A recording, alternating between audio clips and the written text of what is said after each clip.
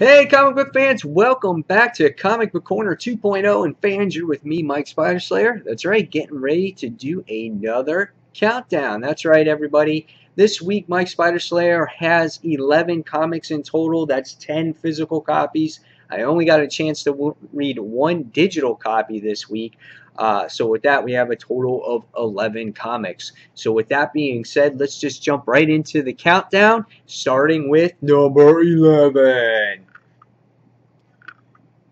You guys might be surprised that I did not like Green Arrow issue number 25.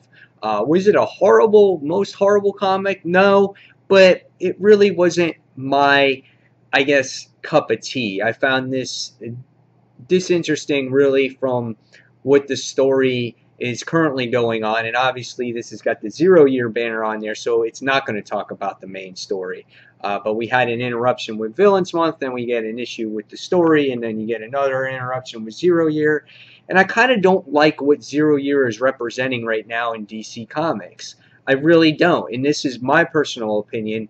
But based off of this issue, you got 0-year, and it's like, let's throw in a page of Batman inside, and we're going to call it 0-year, and we're going to charge you an extra $1 for it. I don't like that. I really don't. That's why, from my decision going forward, I am not getting any more of the 0-year tie-ins after this week. However, Green Arrow issue number 25 sets back 6 years back into the past. And we get to see the return of Oliver McQueen, and you get to see this Cheese Whiz character called the Moth or whatnot. And I didn't like the villain. I thought the villain was really weak. The artwork is always solid in this book. It's great artwork. It's just its own entity. When you pick up this book, it's Green Arrow. You know, here's your villain here who's very forgettable, and then you get to see Ollie rescue his mom, and they realize who he is and whatnot. And then you get a second story in here, which had to do with Diggle, and I didn't care for the artwork in it. And I, honestly, this one page with Batman in here, I didn't care for that either. I was kind of like, all right, Green Arrow looks cool, but Batman, he looks like some kind of monster. So I wasn't fond of this issue. Probably the best thing for me in this issue is when Oliver McQueen is sitting there beating the piss out of this villain and his teeth are getting knocked out. But I really was not fond of this particular issue. You put 0-year on it, you charge an extra $1 for it. It's not a glossy cover or anything like that. So I'm giving this one a 2 out of 5. I really didn't like it, and I feel like we just need to get back to our stories that we're used to at this point in time. So, number 10. Trillium, issue number 4 we're on now. This issue, I felt a disconnect this time around because we have William's brother that's in this particular issue that experiences the whole temple thing of what's going on. And a lot of this issue, you're focused on miscommunication between the other parties with each other. And I feel when that happens in this comic book, I feel that as a reader, you're disconnected. There's so many different languages that you're trying to, you're just looking at the pictures and trying to figure out what's going on. And I didn't find this issue, like I said, I didn't connect with it. The artwork from Jeff Lemire was what you can expect. This is just how he draws. And at the end of this issue, you find that the commanding officer, William's brother, he's being interrogated, but he can't communicate with the commanding officer.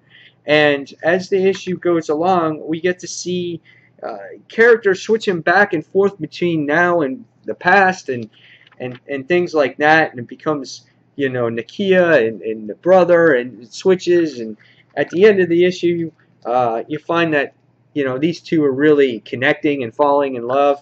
And just as that's kind of happening, the temple gets blown up, and boom, you see something happening, like they're getting evaporated or whatnot. So really interesting here. I'm not sure what's going to happen in the next issue, but the reason why this one just didn't really do it for me like it usually does is because of the translation process, the disconnect of it. So I'm going to give this one a 3 out of 5. Usually the series is really solid and it's different, and that's what I liked about it, but it just fell short this week. So 3 out of 5 for me. Moving on to number 9. Superman Unchained, issue number 4. I'm not a huge Superman fan, okay? So it takes a lot for me to get into the character.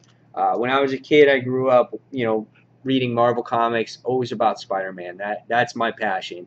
And for other people, it's Superman, and I get it. So maybe some of you may not agree with me on this particular issue, but with this particular issue, I find that the Superman aspect of this whole thing is just boring. The character with Wraith or Wrath or whatever his name is, it's just they're fighting side by side and they're fighting big, gigantic machines.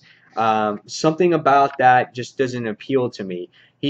Superman's like, he's like getting lessons from Wraith, and he's like, you'll be able to, grow your powers in time. You're just tapping into them. And he's like, just crunch your voices. It's like going into details about how to use certain powers. And I just found that quite boring. I wasn't interested in here. Now, the artwork is always phenomenal. You can always love Jim Lee's work, and you can appreciate the art. And then you get the other side with Lois and this one guy who's got this blue crystal, and he passes it on to Lois.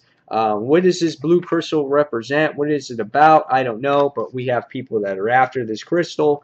And the whole Lex Luthor thing of what's going on with Jimmy and everything was pretty cool too. But you really got to go for Superman here. I mean, you're reading a Superman book, you want to be interested in Superman, and I'm just not interested in what's going on in this. I am going to continue to pick it up because this is really the only constant Superman book that I'm reading, and I want to follow something from Superman. But if it continues to be, a chore for me to read, then I'm going to eventually drop it. So I'm going to give this one a 3 out of 5.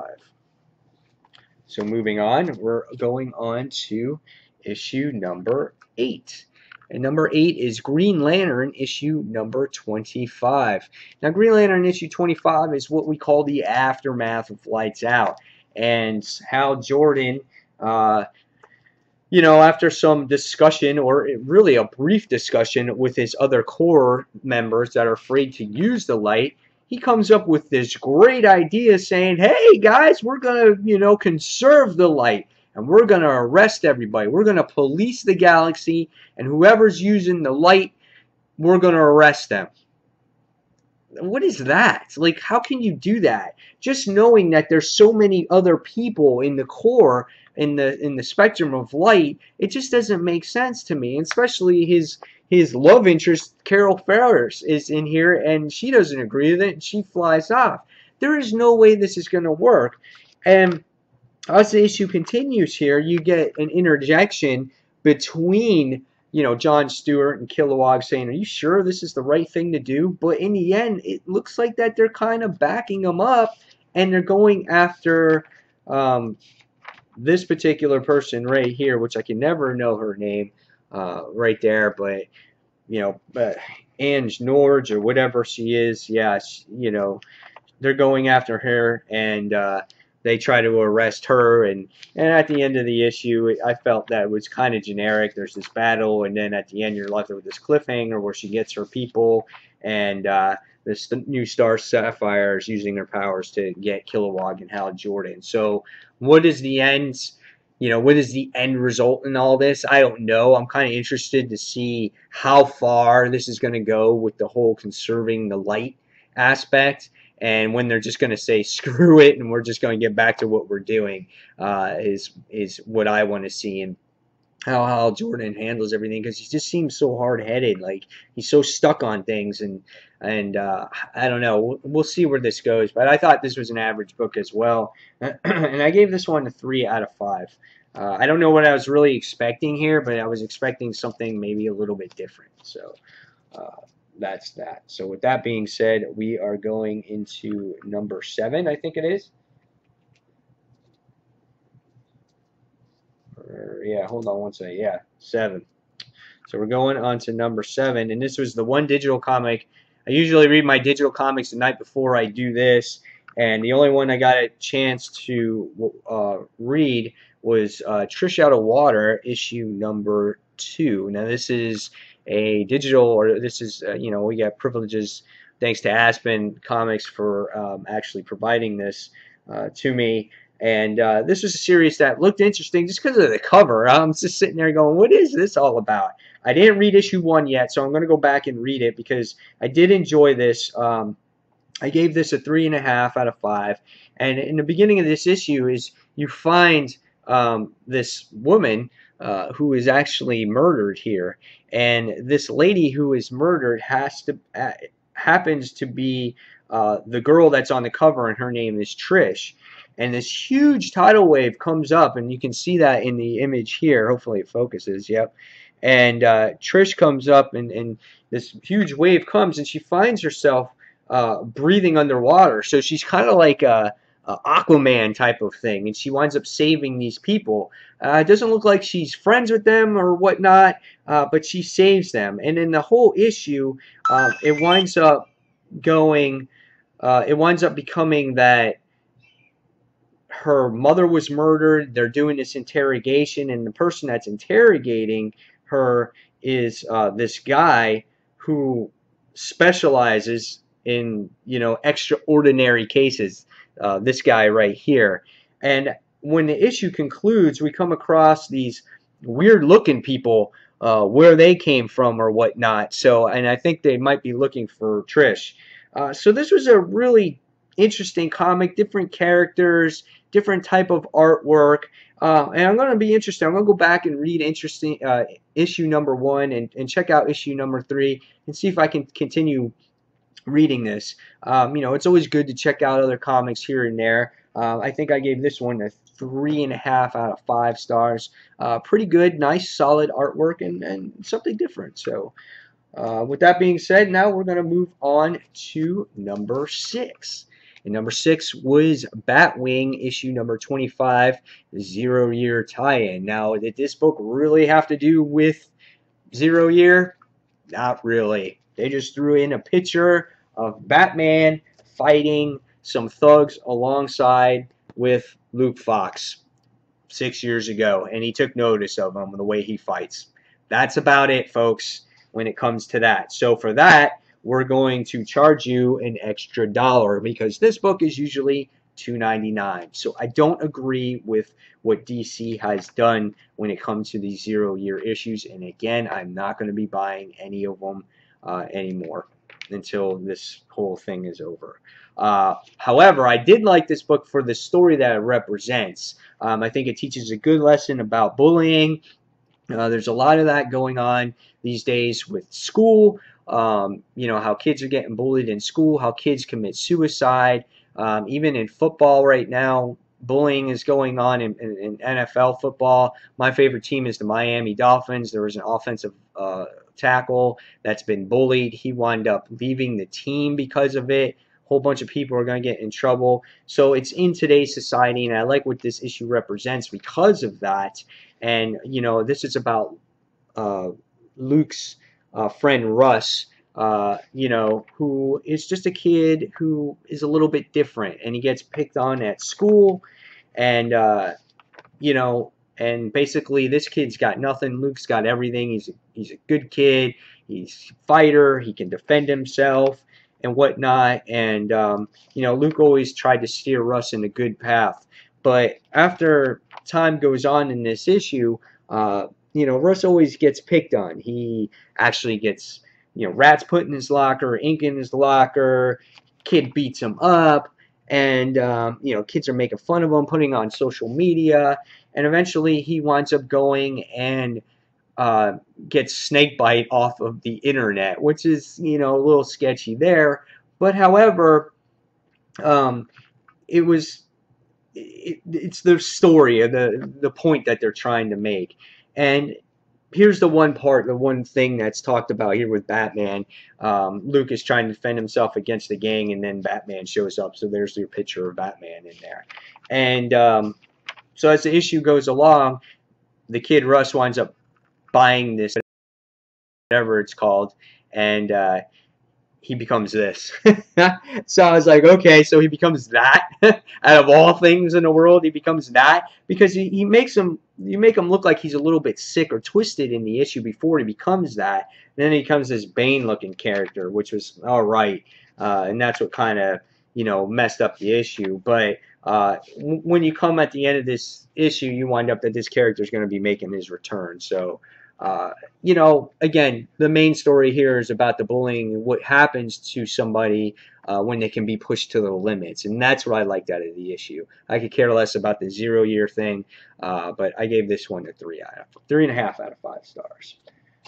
So moving on, we're moving on to our top 5. Number 5. Earth 2, issue number 17. Repicked this up. After Tom Taylor started writing this, I felt like the book was starting to go stale. After this issue, it seems like it's picked up again. And I like the cover here. I love Batman on here.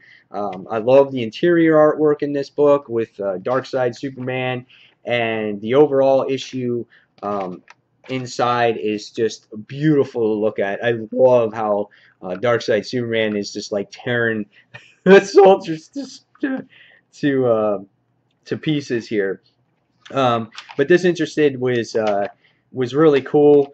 It represented a lot of things that's going on. I guess you got Lois, who's like the tornado, and so her soul is in there, and you get Thomas Wayne Batman, who's going to release the villains out and to try to stop Superman as well.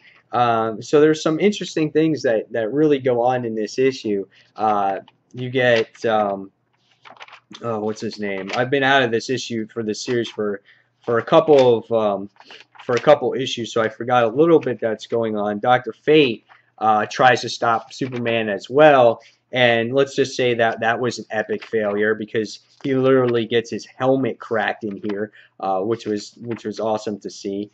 And let me see if I can find you the picture. Yeah, I mean, he's getting stomped on. So really cool stuff. I love the artwork in this issue. It was really cool to see.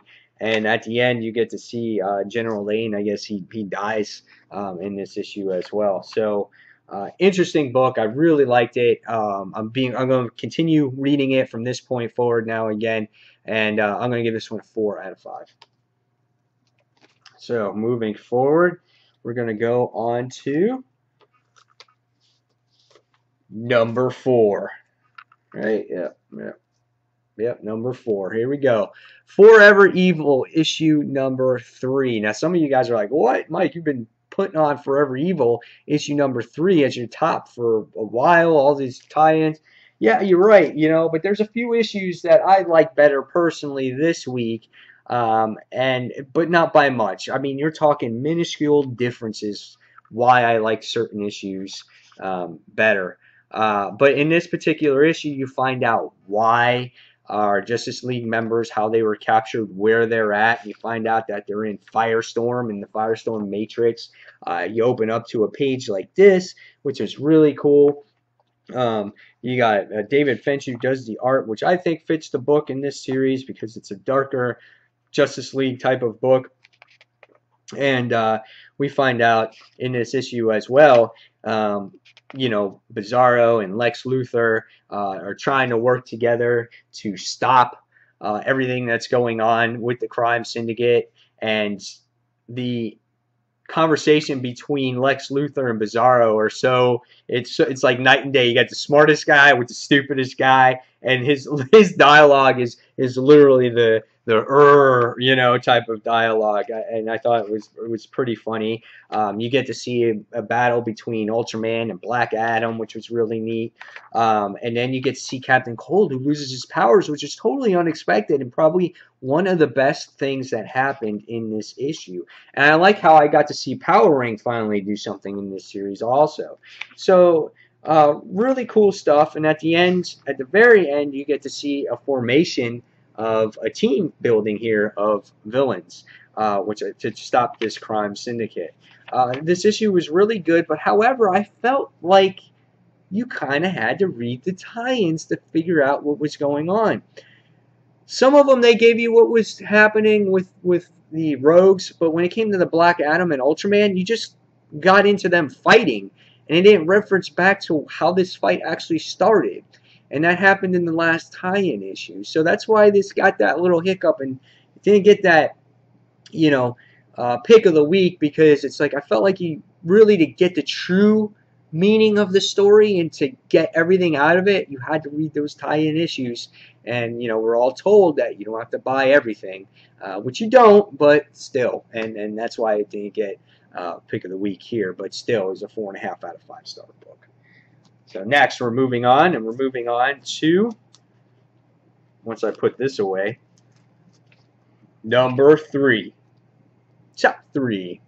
Amazing X-Men issue number 1. Now, this issue was really good. I enjoyed it tremendously. I did an in-depth review right here on this channel if you guys wanted to check it out. But you get to see the return of our friend Nightcrawler, who we've not seen in a long time. Now, he physically doesn't make a physical real return. He is actually in heaven. Great artwork here. Really enjoyed the actual book by Ed McGuinness, and Jason Aaron is the writer in the book. So I really enjoyed this. You get to see opening scene. You get to see a little bit of action here with Nightcrawler, and you know, doing some fight scenes here with the Cecil and whatnot. So, but the main story of the book had to do with Angelica Jones. She's just making her appearance at the Jean Grey school, and people are not noticing her, and she's trying to fit in. And it's like that first day of school, or first day of work type of atmosphere that's going on with her character. And I felt that, you know, a lot of us have said this that reviewed this book, it feels like a Wolverine in the X-Men book, but I feel like that they have to start this somewhere, and why not in the Wolverine X-Men type of setting. And I feel like this issue is going to, or this series is going to break away as time goes along. At least that's what I think it is. And by the time we get that, I feel that'll probably be around issue 6 or so. But as the issue goes along, we get to see the Vamps coming, you know, having this teleportation device, and you get to see all these, you know, introduction to the X-Men characters or whatnot. But I really like the characters in this issue. That's what made it, like Iceman and Firestar, and you got what's her name? I can't remember her name. Warbird. Yeah, Warbird. And Iceman, and you know, their whole thing with the whole mating thing. And so lots of dialogue, lots of things that happened in this issue. Really enjoyed it, and I'm looking forward to seeing where this series goes. And I gave this one a 4.5 out of 5 stars. Nice introduction to some characters that we haven't seen in a long time. So next we have number 2. And number 2 is Cataclysm, the Ultimates Last Stand, issue number 1. I love this issue just because of the overwhelming presence that Galactus brings to this book for the reader. It's really the reason why I like this book so much. It opens up just like a Ultimate Comics Spider-Man book. It's got Genki, and it's got, you know, Miles in there. Miles is telling his story about how he saw this big ultimate character, or this big huge character, and Genki kind of doesn't believe him. And as the issue goes along, right away it's like, boom, you're felt with this presence right here. And it's like, oh my god, okay, we knew Galactus is coming. We knew that he's going to destroy the Earth, or he's going to take over and destroy people.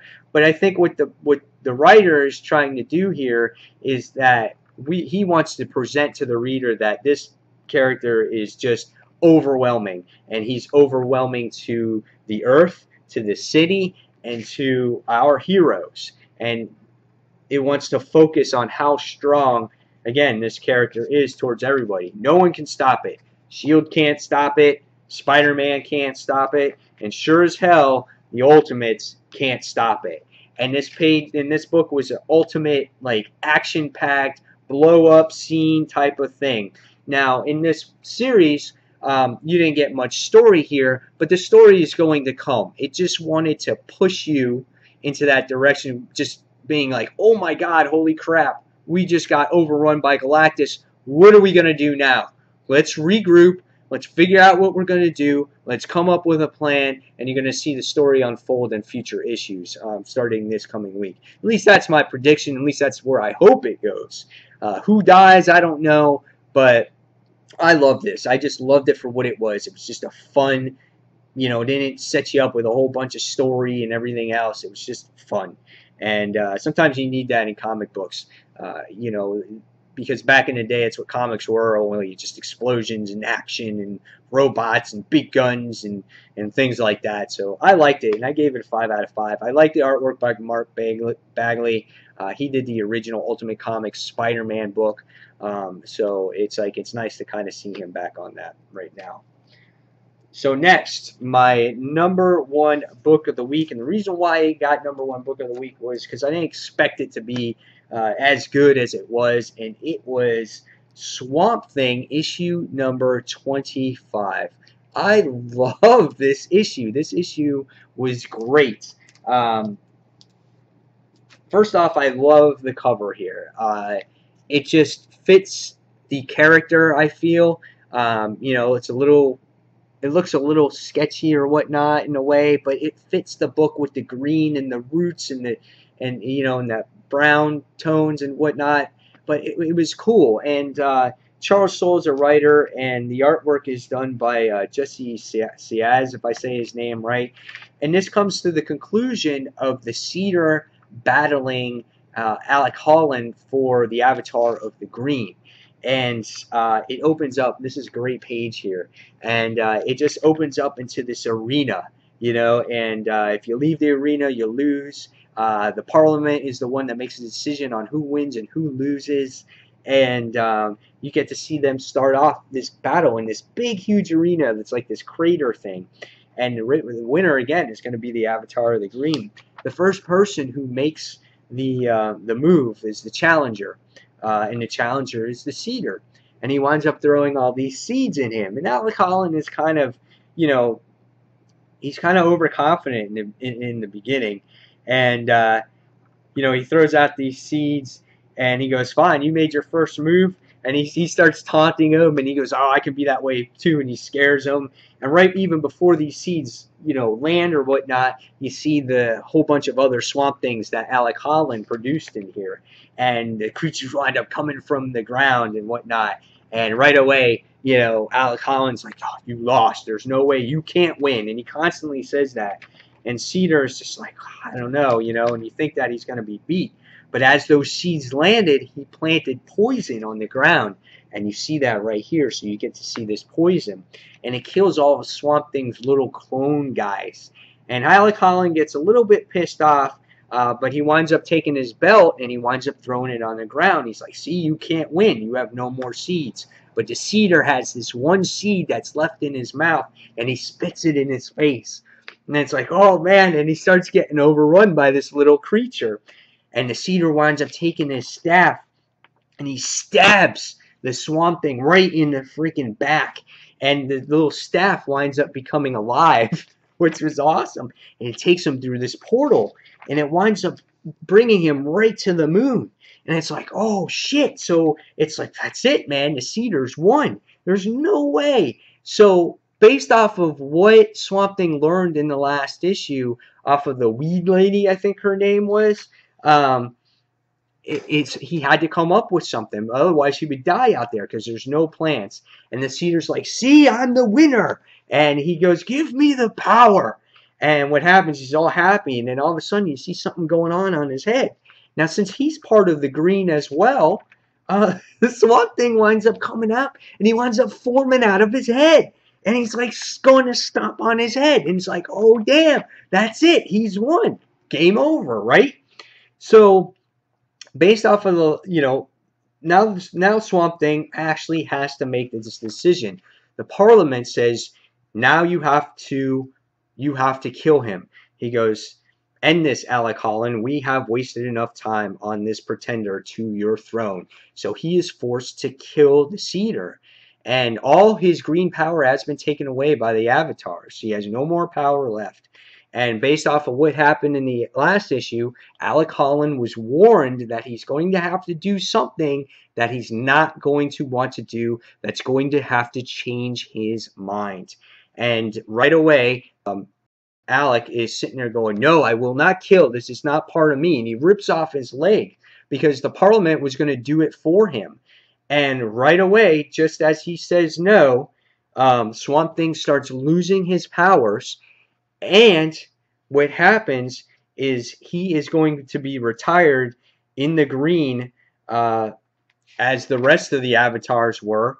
And he is no longer the champion. He is the former champion, and now the Cedar is the new avatar of the green. I was like, damn, that is crazy. All because he wouldn't kill the man. He wouldn't kill the Cedar. So right away, they felt that he was not worthy anymore, and the Cedar is the new avatar of the green, and you're left with that type of a cliffhanger. This was a phenomenal book. This was excellent written. It was excellent, well written, real great battle between these two. I thought it was going to be a predictable ending with Alec winning in the end, but in the end, he goes against the Parliament, and Cedar is the new Swamp Thing. So what happens now from here on out, I have no idea. I don't have a clue what's going to happen. He's basically left to be retired. It's just part of the plants. That's it. This is a great issue, guys. It was really fun, really different. This was, Swamp Thing is a great series. I liked it. I thought this was my pick of the week. And you guys, that's it. That's the countdown for the week. Hopefully you guys enjoyed it. Don't forget to catch us on Dark Avenger Inc. Guys, Google Plus live show Tuesday nights, 9 p.m. Eastern Standard Time, where we'll talk more about these books. And guys, I hope you enjoyed this week's comic book countdown. And you saw the worst, and you saw the best. And as always, guys, thank you for watching Comic Book Corner 2.0. And until the next comic book review, this is Mike Spider Slayer signing off. And I'll see you guys real soon. Take care, everyone. Bye.